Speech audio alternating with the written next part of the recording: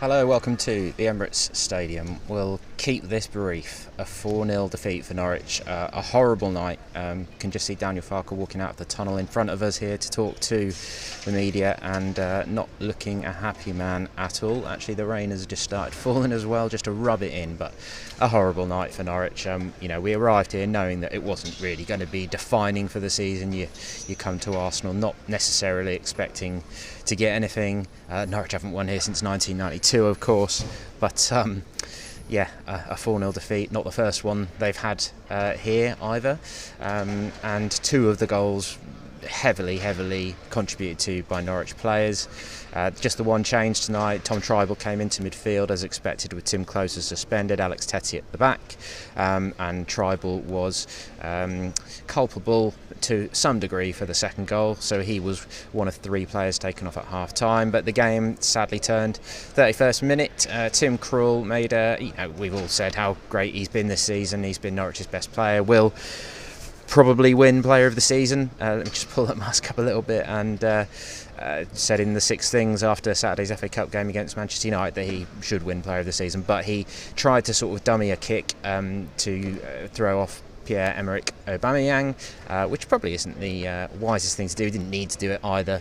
That was seized on, open net for Aubameyang, 1-0 in the 31st minute, and then 6 minutes later it's 2-0. Buendia doesn't cover himself in glory out wide. Aubameyang flicks in from the left, and Xhaka has burst goal side of Tom Trybull into the Norwich box, and then it's a nice finish from there, low past Tim Krul. Norwich had hit the post in the first half as well through Ben Godfrey, just lashed one from 25-30 yards, just clipped the outside of the post, and there were a few promising signs. It was a decent battle, shall we say, but Daniel Farke was fuming at half time. He had his tactics board out on the bench, and he quickly was looking to make changes. He did so at half time. Buendia, Trybull, Pukki all come off.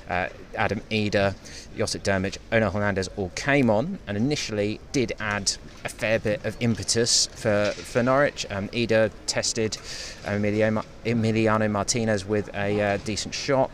Hernandez hit one, sort of a rising drive over the bar, and Dermich also had one blocked on the edge of the box where he probably should have pulled the trigger a little bit better. Todd Cantwell had a penalty appeal waved away.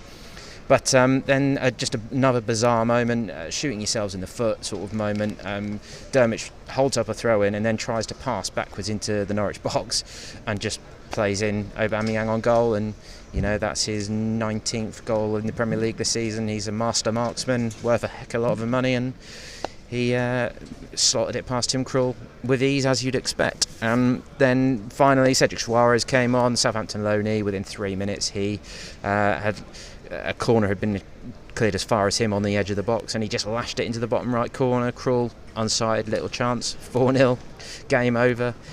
Season over, maybe? Who knows? Maybe it was already over. Probably was, but as I said at the top of the video, we travelled here not expecting much. Anything was a bonus. Anything, even a point would have been great to tee up what will be the decisive week next week, starting on Saturday at home to Brighton, Watford away on Tuesday, and West Ham at home the following Saturday.